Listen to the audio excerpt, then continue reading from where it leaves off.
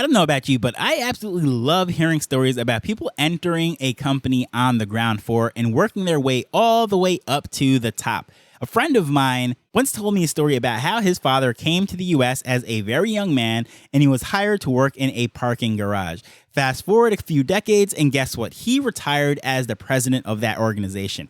Now, you might think like these stories only happened back in the 1800s when some guy comes over on a boat through Ellis Island and ends up, shining shoes on Wall Street, and before you know it, they're the president of the bank. But no, this was in the mid 2000s. Similar things are still happening today.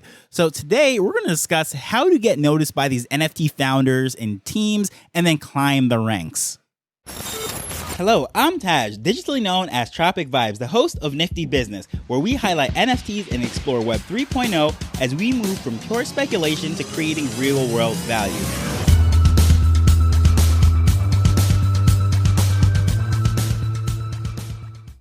The general rule to get ahead in life or in business in general is to give a lot more than you take. I know the news and people like to make it look like these people are out here just stepping on toes and all for themselves, me, making money, and they're just grabbing everything. But no, that is not the case. It doesn't matter at what level someone finds success. At the end of the day, they're going to have to work with people.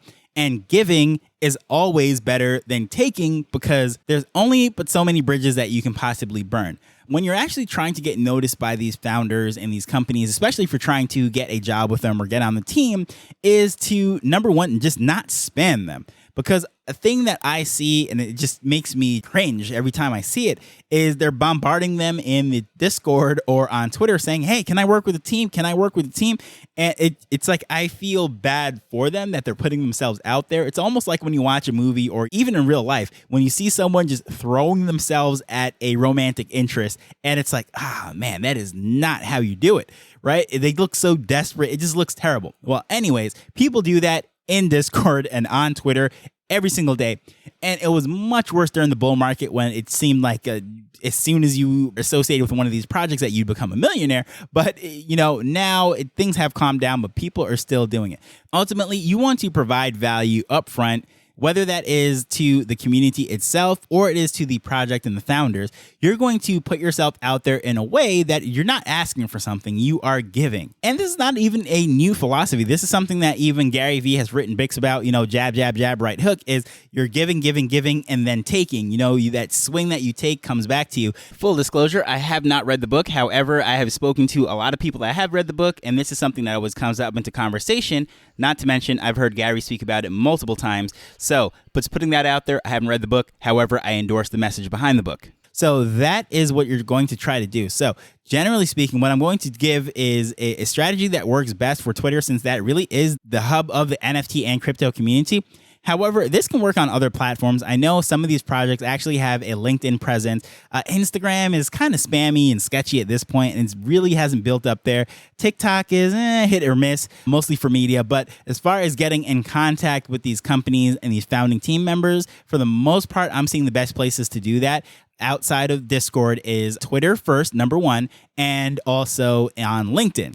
Now, I will tell you that on LinkedIn, it is much easier to get noticed because there's a lot less noise over there. However, the attention really is on Twitter. So the strategy that I'm going to give is how to do it on Twitter. And first and foremost, if you're trying to get onto a team or work with a project, at the very least, just follow the project, right? There's nothing worse than I get these messages and people are saying, I'm such a huge fan of everything that you do, and I would love to do a promotion with you or something of that nature. And well, first of all, if you listen to the show, you see that everything I do is with my own money. There is no paid promotions trying to promote a project. But also, you kind of have the common sense to say, well, if I'm such a huge fan of this person's work, I would follow them. And that would get me to actually at least pay attention to what they're saying.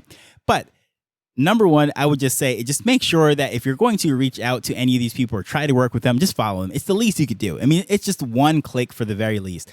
But also, it's going to give you the benefit of being able to see what they're up to because you want to comment on what they're actually posting.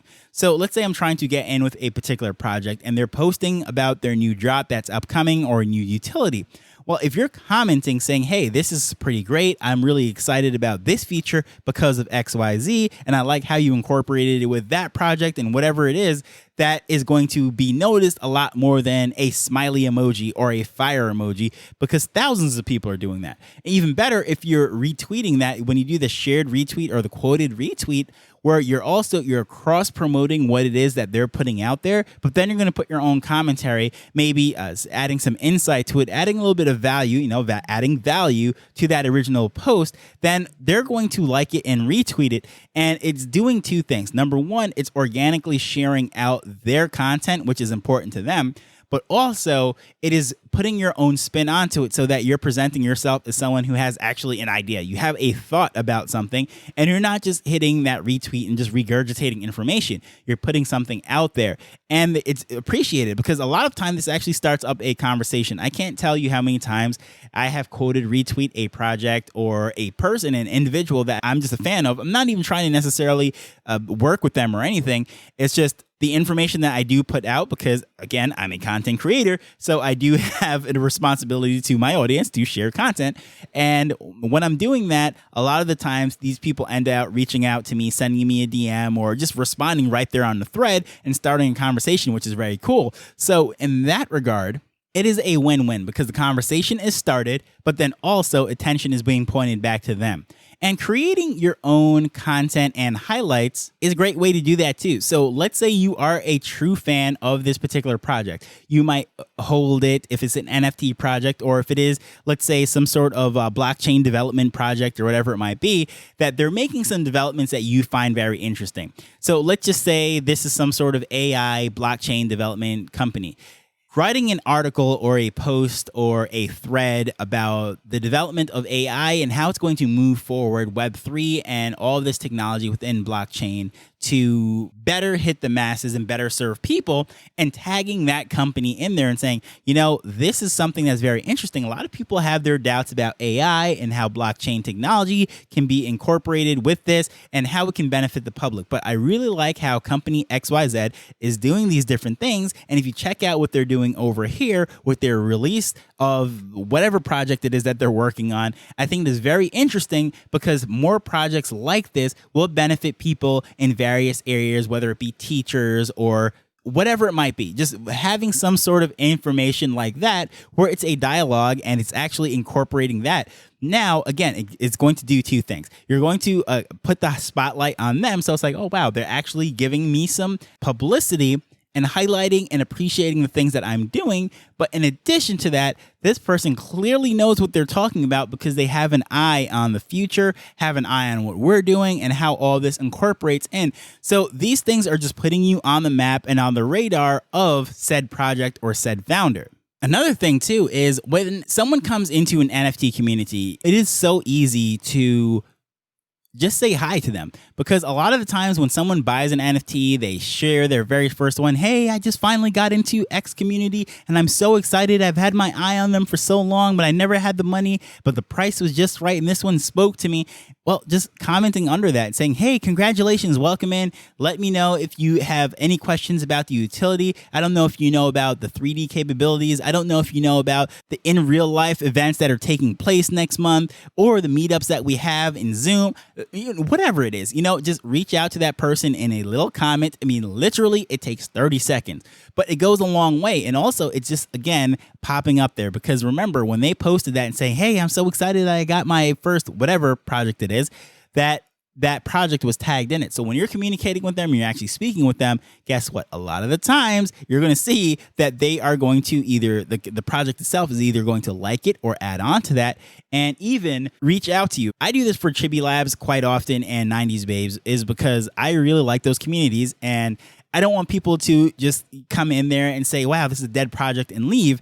I want them to actually see the value. So usually when someone comes into like Chibi Labs, I'll say, hey, did you find out about the 3D animation and downloading your file and so forth? And I was never doing this to get on the radar of the company because still, I don't work with the company and I've had my Chibi for, I don't know, over a year now. But the reason why I was doing that was because, for one, I just wanted to get to know more people in the space. But by doing that, I didn't even realize it that the founders and the teams were like, hey, we see you helping people out and so forth, and we just want to really appreciate you. When I finally got into a Twitter space with them, and I was like, oh crap, I didn't even know these people were actually paying attention to me. And this was literally, so I was trying to meet other Chibi holders. That was my goal, my intention of doing that. And again, in the long run, it benefits us as a community to have people that are excited to be a part of the team, a part of the family, if you will, because we're not going to just dump our Chibis or whatever NFT project it is on the floor, devalue the project and whatever. We're doing cool things with it. We're putting out content. And in the end, it's going to benefit all of us. And that was really my intention and my goal. So I was actually shocked to actually get called out the first time I went into a space and so forth. But which is my next thing, is to actually get into Twitter Spaces. Now, this is something that is like, I don't know. I really don't want to get into Twitter Spaces.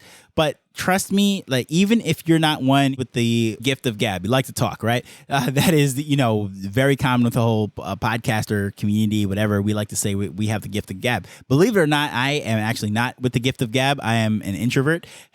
However, when I do find things that I'm interested in and I just love to speak about, that I do get excited and I do want to share my ideas.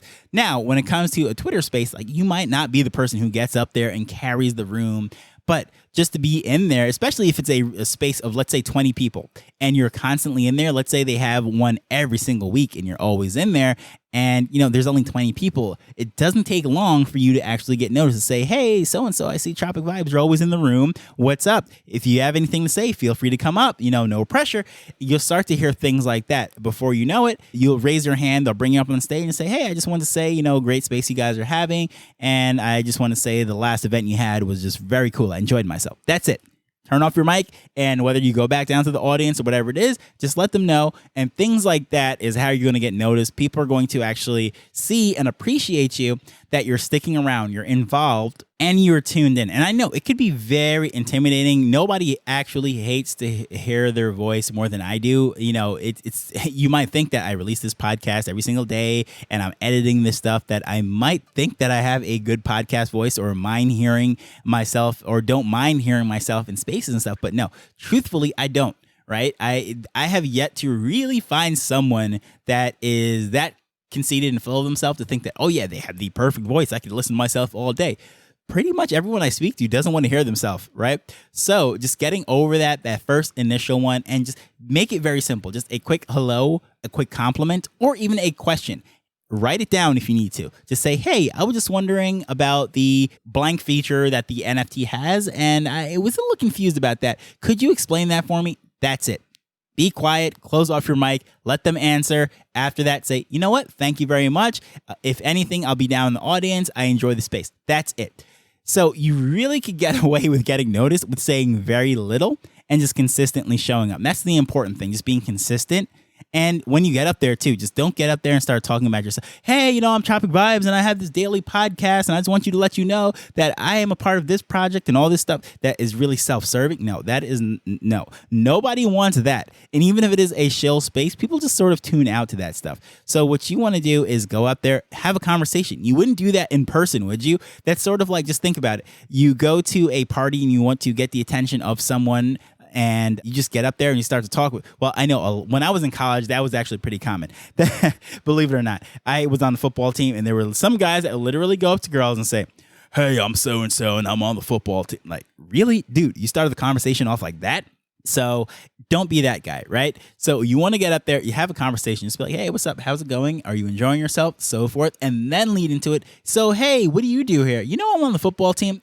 That is a much better way of doing things. So, and it is no different in the work world, in this networking world, trying to get noticed by these companies and these projects. Just be a human being. Speak to someone as if you'd want to be spoken to. And truthfully, if you follow what I just said, within a month, you'll be on their radar. And who knows, you might be offered a role. It might be in the Discord. It might be an actual official job when you're actually paid in cash and not just in NFTs or crypto.